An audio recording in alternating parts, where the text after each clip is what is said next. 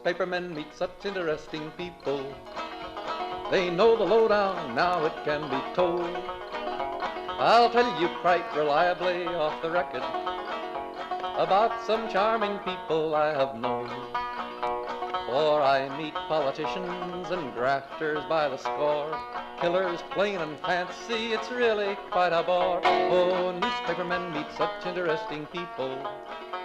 They wallow in corruption, crime and gore. Ting-a-ling-a-ling, city desk, full the press, extra, extra, read all about it, it's a mess, meets the test. Oh, newspapermen meet such interesting people. It's wonderful to represent the press. Now, this is the Media Project, a half hour of commentary and analysis, and some days when we're really on our game, insight into the media issues of recent days. I'm Rex Smith, a former editor of the Times-Union, currently the Upstate American, I guess is my column topic. You can look for that if you wish on Substack. Here with my great colleagues, investigative journalist Rosemary Armayo, Barbara Lombardo, former editor of the Saratogian and the Record in Troy, and Dr. Alan Chartock, the CEO of Northeast Public Radio. We are happy to be with you this week on the Media Project. So, Dr. Chartock, since you are the guy with the PhD here, I'm going to turn to you first because, here we go. Because here's the difficulty. We are in an era which might be called the Age of Misinformation.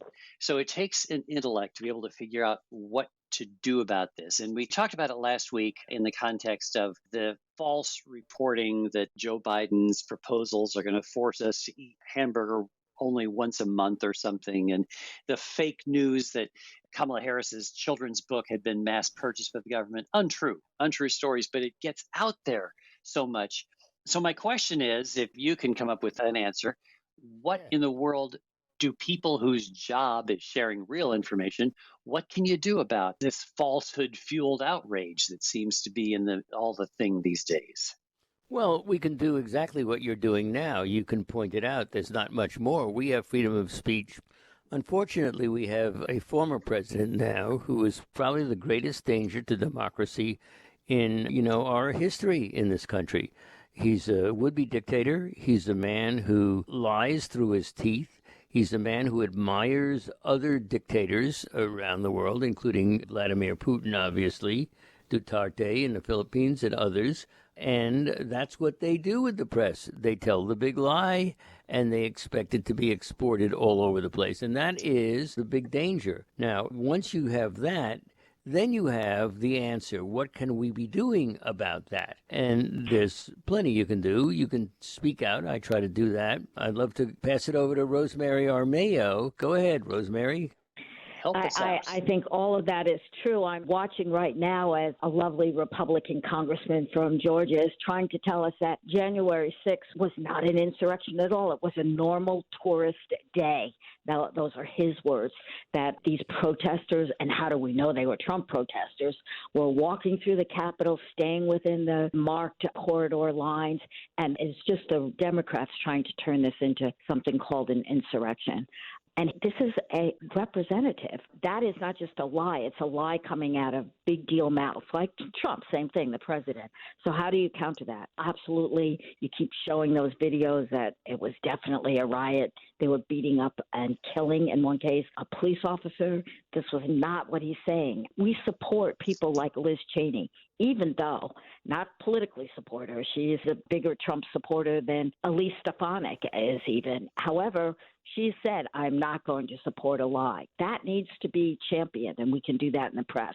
I feel an obligation, and I hope other truth tellers do online, when you see these lies, to counter them. Get into fights. Get into it. Yes, they're highly amusing, and people listen to them, even if they don't immediately say, oh, yes, you've convinced me. You do at least combat the lie. And when you see it in schools, when you see teachers, and at every level, from K through 6 up to college, talking about these partisan divides and lies as possibly true, or there's no way to tell, only time will tell, that has to be countered every time. It is going to be a long, drawn-out and constant battle, and we have to do it. So Rosemary's solution is get into fights. This is good. Barbara Lombardo, you have any further guidance for us on this? I think I'd like to build on the direction that I think Rosemary was headed in, where it's not just getting into fights, but it's telling the truth at the most local level, so that this has to be built from the ground up with local journalists and other local institutions and local organizations. So if leaders at the top, as we are seeing happening over these months and years, are telling people untruths and getting them to believe misinformation, we need to not let that seep down. So even in city elections and school board elections, those people need to be held to account. Do you believe the big lie in the national election? And those people need to not get elected into their positions so that they can't rise up. And the only way to do that is to keep telling people at the most local levels, in addition to telling them at the national level. Yeah, you made two interesting points there, actually, Barbara. One is holding local public officials to account to say, so you're running for county executive in Rensselaer County, say, do you believe that the presidential election was legitimately won by Joe Biden or was it not? And holding that as a criterion, because that suggests reliance on facts as opposed to belief. And then the second is an interesting point, that is the loss of credibility in journalism, the loss of trust in journalism is partly a function, isn't it, of the decline of journalistic organizations. There aren't as many local reporters. People don't have interaction with journalists the way they used to. They don't trust their local newspapers even. And that has to be a function of folks no longer believing the truth tellers in journalism generally. Is that a fair assessment? Well, you know, the number 3 person in the United States Republican part of the Congress is going to be one Elise Stefanik, who I have grave difficulties with. And I have to tell you, Stefanik is going along with the big lie. She just changes her mind. See, I think the way that you understand what's going on here, you understand what the larger politics are in the country. And then once you have that, which is that the white former majority is now doing anything in its power to stay in office because they believe the lies of Fox and other places because they have to. It's the only way out that they see it. So unless you get the bigger picture, you'll never get the local journalism picture too. Yeah, I agree with Alan. I think that on this program, all roads lead to discussions of local news. It would be great if local newspapers were strong and trusted as they once were. I don't see that happening again for a long time. In the meanwhile, democracy is under attack right now. And more than journalism, I think getting involved in local politics is the answer. It isn't just Stefanik, although she's a great example. It's Paul Tonko in the Capitol area, who's probably a model for the hardworking, diligent congressman, and yet he is under attack. And his opponent from the last election, who beat him, is now running against him already, Liz Joy, claiming that he's part of a Marxist takeover of the government. We have generals, 124 retired Army officers, Army military, not just Army, officers of the military, have signed a letter decrying Biden's incompetence and his implementation of a Marxist government. So while we're busy saving local journalism and building up more reserves and more resources for local newspapers, all of this is going on now. So I don't think that's the answer long term. It's maybe the part of the cause of what we have right now, but it is not an answer. Local journalism is just part of the answer. And the bigger issue on the national level that I am stumped on is how to get people to not believe what to us are obvious mistruths, and that studies are showing that even when they believe them to not be true, they are happy to share mistruths and misinformation with people. That's absolutely right. This is a point that New York Times columnist named Max Fisher has pointed out, that belonging is stronger than facts. Let me just read you something he wrote. As much as we like to think of ourselves as rational beings who put truth-seeking above all else, we are social animals wired for survival. In times of perceived conflict or social change, we seek security in groups, and that makes us eager to consume information, true or not, that lets us see the world as a conflict, putting our righteous in-group against a nefarious out-group. Therefore, people believe things that they want to believe, and statistics show, to Barbara's point, that they share information on social media, whether it's true or not. They like to share it. Maybe the solution is to try to somehow get us away from our reliance on social media, but that's also not going to happen anytime soon, is it? Well, I don't get it. I don't understand what you're saying here, Rex, a little bit. As always, you're profound. However, I don't quite get what it is that can be done. Newspapers, I have to go back to this, and I know that it's not a popular opinion on this media project. Newspapers are dying. They're really dying. Not the New York Times, not the Washington Post, but for the most part, newspapers are going the way of the dinosaur. So we can preach, we can say it's so important that local media does its share and that newspapers do more, but it isn't what our young people, our younger people are watching or reading. So maybe this program is not worth it anymore. Well, that's a programming decision you have to make. You run the place. Maybe this should be the last program. I keep saying that I went into journalism, in the last millennium in order to help change the world. And if I were in the position now of deciding what my career would be, it would not be journalism for exactly what you're saying. It would probably be politics. And I think that political activism is the way that young people are learning that they can have an impact, and that maybe that means lawyering too, because that's part of it. And there's an element of reporting in it too. Alex Navalny in Russia puts out investigative reports.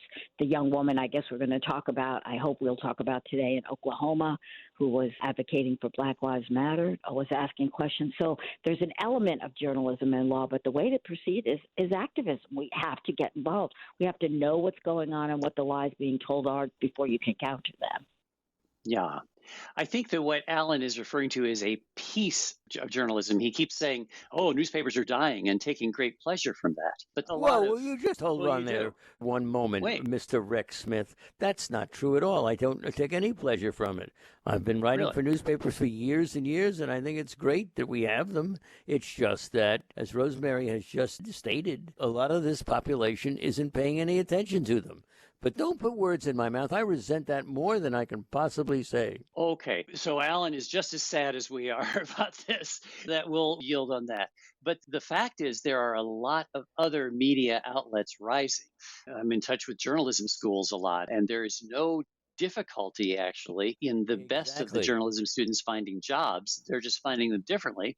They're finding them sometimes in what are frankly biased points of view or in activist journalism. The point that Rosemary is alluding to has to do with a reporter in Oklahoma who the governor of Oklahoma refused to recognize in a press conference because she was working for an outlet that was not let's say, a middle of the road organization. She was working for something called the Black Wall Street Times, Black Wall Street being that area of Tulsa that was a significant business district where 100 years ago, the 1921 Tulsa race massacre occurred. And so this is a question. If a reporter works for a website that has a point of view, does that separate it? And that is the increasing direction that we're really seeing the media going. It's going into partisanship and into more activist work. This young woman was denied the right to ask the governor a question because the press secretary said, well, it's an activist pretending to be a reporter.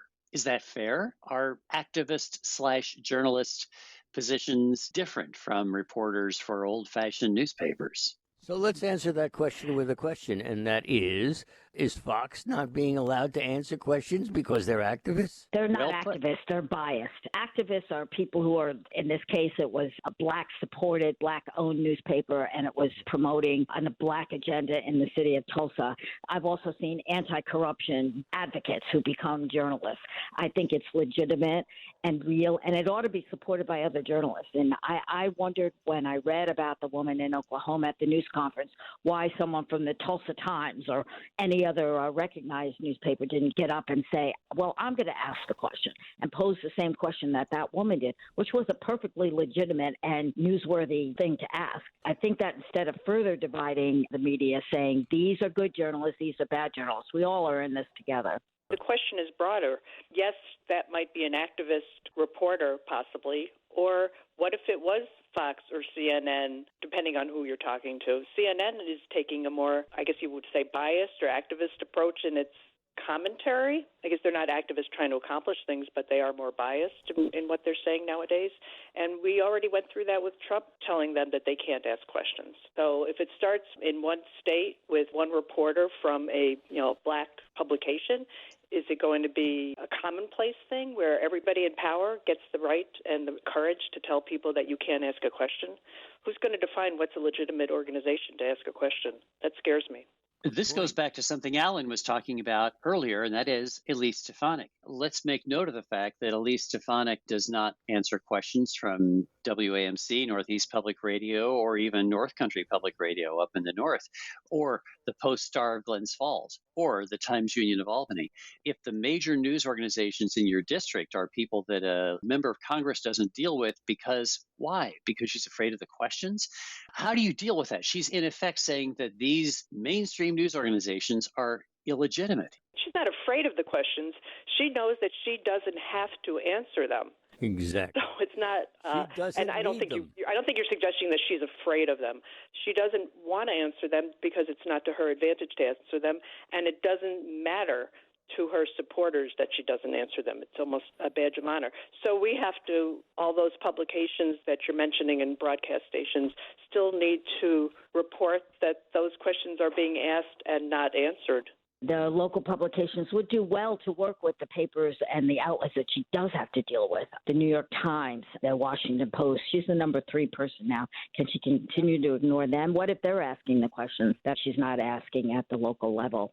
More cooperation among journalists. We have to close our ranks against politicians who have learned to work without us and around us. Well said. So if you're just joining us, by the way, this is the Media Project from Northeast Public Radio. That was Rosemary Armeo, Barbara Lombardo, saying well said. Alan Chartok, and I'm Rex Smith, and we thank you for joining us. If you would like to share your thoughts, media@wamc.org.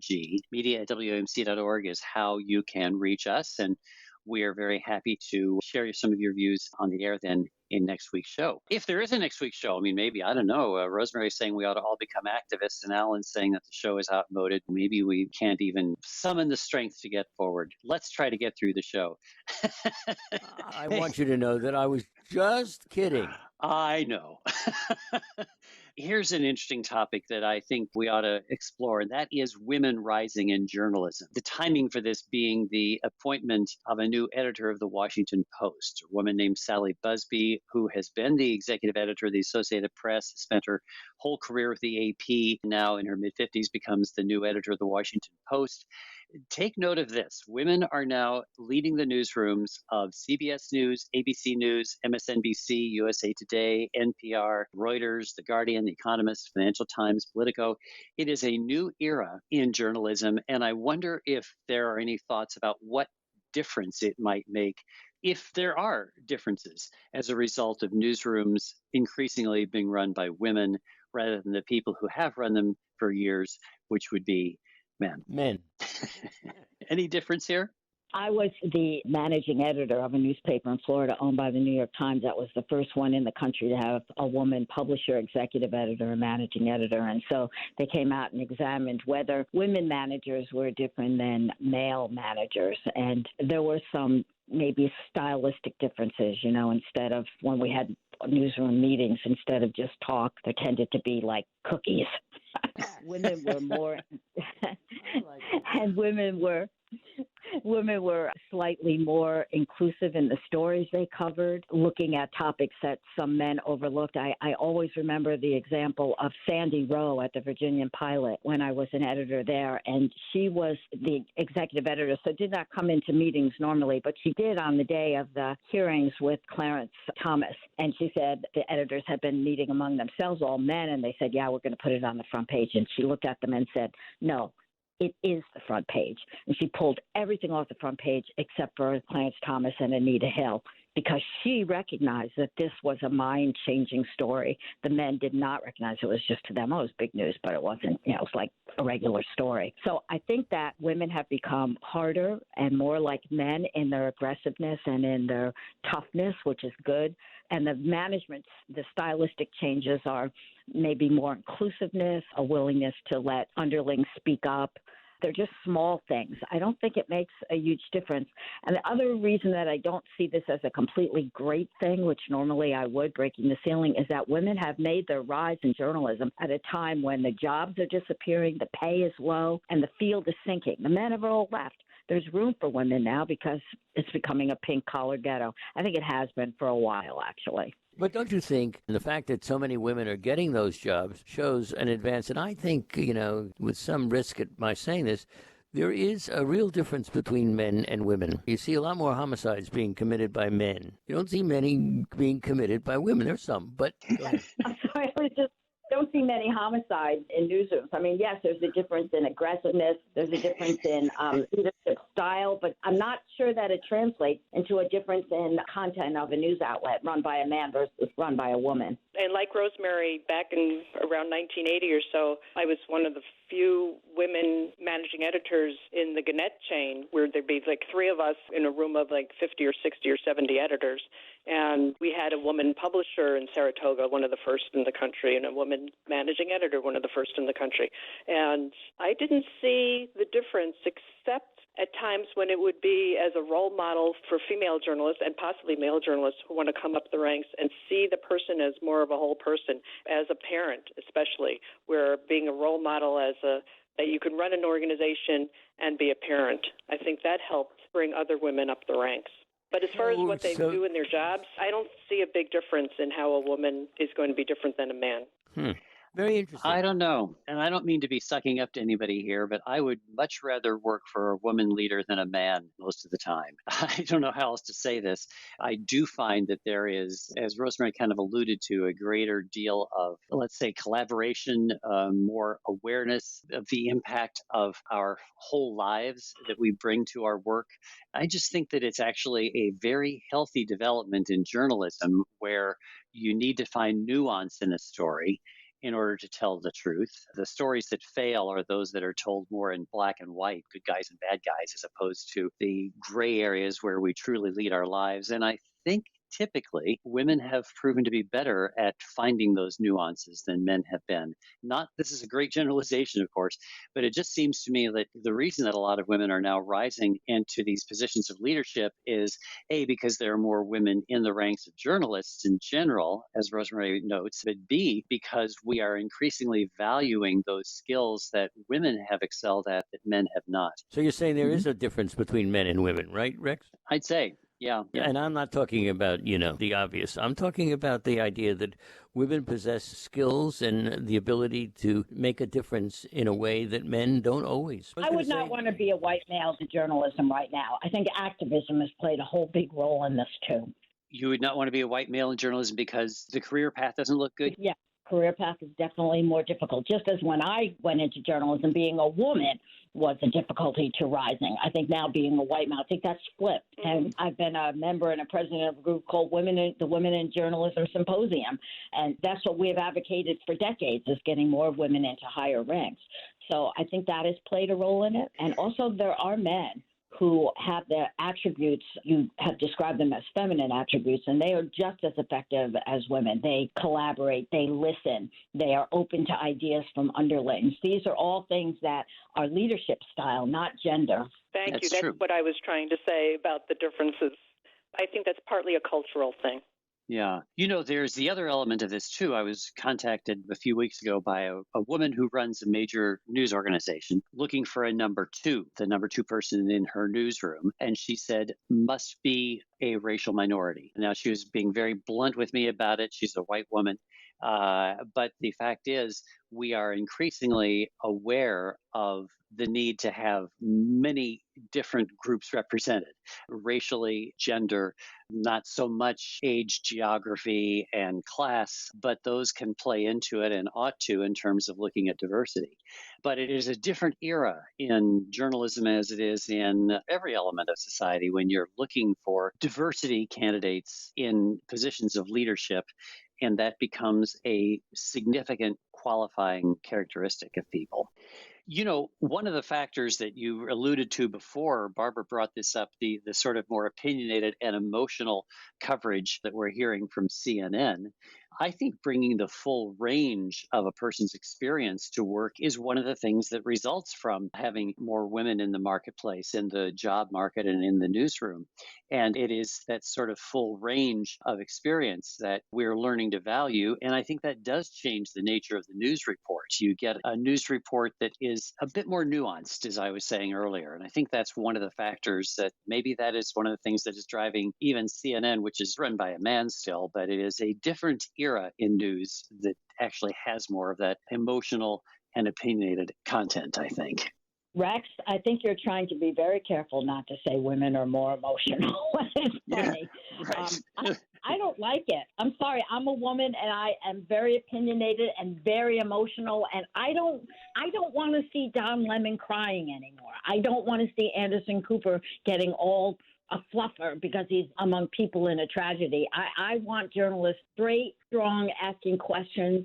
I think it's a really bad trend. I'm sorry, Rosemary. What's a bad trend? You mean more women in positions of authority? No, men trying to show emotion. Remember? I see what you mean. Years ago, Walter Cronkite voiced an opinion about Vietnam. It changed the whole course of public opinion about the war because it was so rare. Now you see it every night on television. Yep. Yeah. All right. That is all we have time for today, I'm afraid. No. The show ought to be an hour. No. There we go. That was a little opinion from Dr. Shartok and a complaint from our producer, David Gastina, to whom we are grateful every week. Alan Shartok, Rosemary Armeo, Barbara Lombardo, and I'm Rex Smith. We thank you for joining us this week on The Media Project. Good show. Such interesting people. They used to work like hell just for romance. But finally, the movies notwithstanding, they all got tired of patches on their pants. They organized a union to get a living wage. The Media Project is a production of WAMC Northeast Public Radio. Alan Shartok is CEO of WAMC, Professor Emeritus at the State University of New York, commentator, columnist, and author. Rex Smith is the former editor of the Albany Times-Union. Barbara Lombardo is a journalism professor at the University at Albany and former executive editor of the Saratogian and the Troy Record. And Rosemary Armeo is an investigative journalist and adjunct professor at the University at Albany. You can listen to or podcast The Media Project anytime at WAMC.org or just download the WAMC app for your iPhone or Android at the Play Store today. Thanks for listening. Represent the common people. It's funny, Wall Street never has complained. But publishers have worries, for publishers must go to working folks for readers and to big shots for their dough. Now publishers are such interesting people. It could be prostitution, I don't know. Ting-a-ling-a-ling, circulation, ting-a-ling-a-ling, advertising, get those readers, get that payoff. What a headache, what a mess. Oh, publishers are such interesting people. Let's give 3 cheers for freedom of the press.